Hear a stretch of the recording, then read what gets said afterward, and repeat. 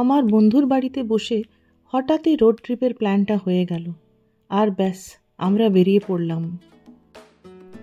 ভাইজ্যাক থেকে 3 ঘন্টায় আমরা পৌঁছে গেলাম শ্রীকাকুলাম আরসিভেল্লি সূর্য মন্দির। দর্শন সেরে বেরিয়ে পড়লাম গোপালপুরের উদ্দেশ্যে। বেশ কিছুক্ষণ ড্রাইভ করার পর পৌঁছলাম গোপালপুর।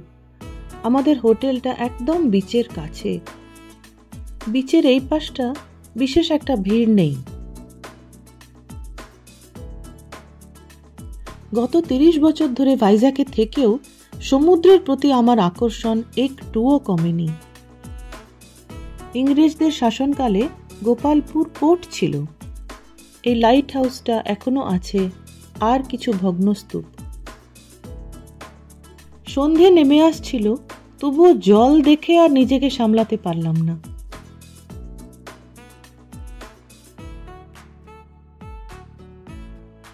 পূর্ণিমার চাঁদের আলোয় ঢেউয়ের সৌন্দর্য আরও বেড়ে যায়। চলে গেলাম বিচের আরেক দিকে। এখানে পর্যটকদের ভিড়টা একটু কম, তবে রবিবার হওয়ায় লোকাল মানুষের প্রচুর ভিড় দেখলাম।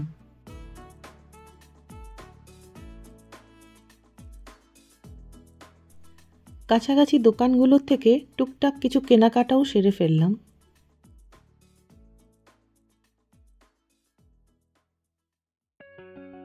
পরের দিন ব্রেকফাস্ট সেরে আমরা চিল্কার দিকে রওনা হলাম।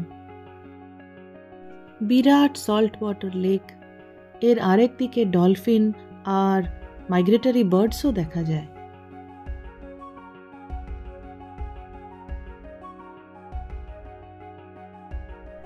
এই লেকে বোটিং এর সুবিধাও ছিল, কিন্তু আমাদের হাতে খুব কম সময় থাকায় আমরা পুরীর উদ্দেশ্যে পাড়ি দিলাম।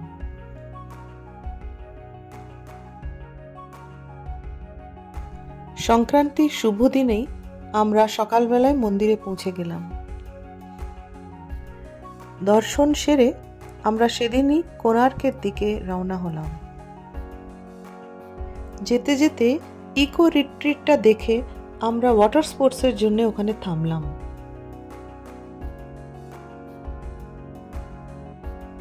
এখানে আমরা speed boat ride, parasailing, jet skiing সবই করলাম।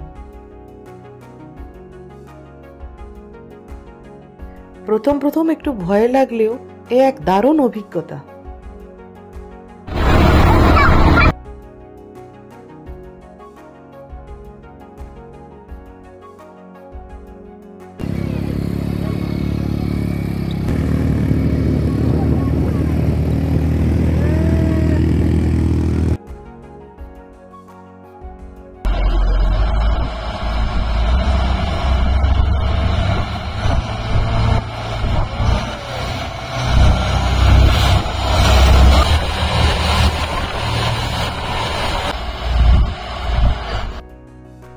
এখানকার টেন্ট অ্যাকোমোডেশন দেখে মনে হলো যদি এখানে না থাকি তাহলে এই পুরো সফরটাই অসম্পূর্ণ। আগের থেকে বুকিং না থাকায় আমাদের চেক ইন করতে বেশ দেরি হয়ে গেছিল। সন্ধেবেলায় কালচারাল শো দেখলাম। ওডিসি ডান্স, মার্শাল আর্টস, আরো অনেক কিছু।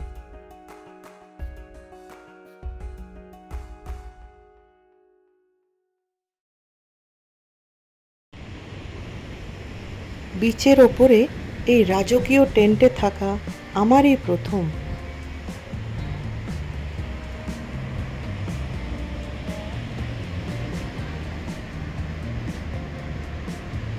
চাঁদনি রাত, মিষ্টি ঠান্ডা হাওয়া আর ঢেউয়ের আছড়ে পড়া, বেশ কিছুক্ষণ চোখ বন্ধ করে বসেছিলাম।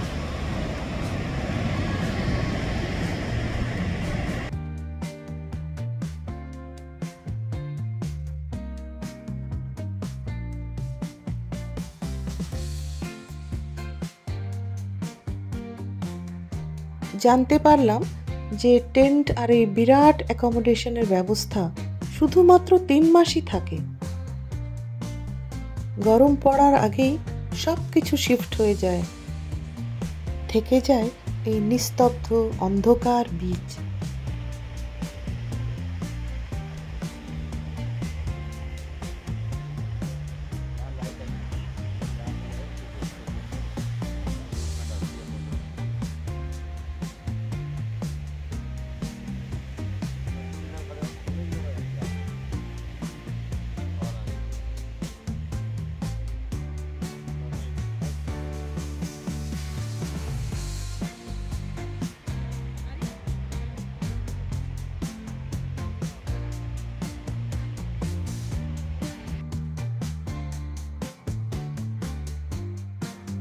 সানরাইজ দেখে আমরা দুই বন্ধু বেশ কিছুক্ষণ জলের ওপর দিয়ে হেঁটে বেড়ালাম। ডিনারের মতনই ব্রেকফাস্টেরও বিরাট আয়োজন।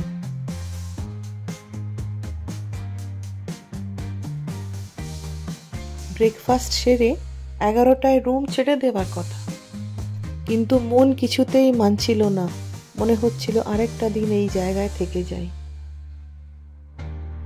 ওখানে বুকিং ফুল থাকায় আমাদের ইচ্ছে পূরণটা হলো না। তবে যাই হোক, যতটুকু সময় আমরা এখানে কাটিয়েছি ভরপুর আনন্দ উপভোগ করে নিয়েছি।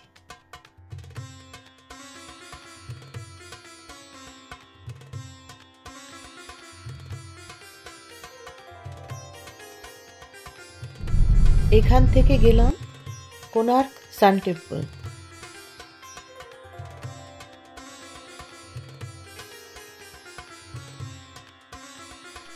জানুয়ারি মাস, তবে শীত নেই বললেই চলে।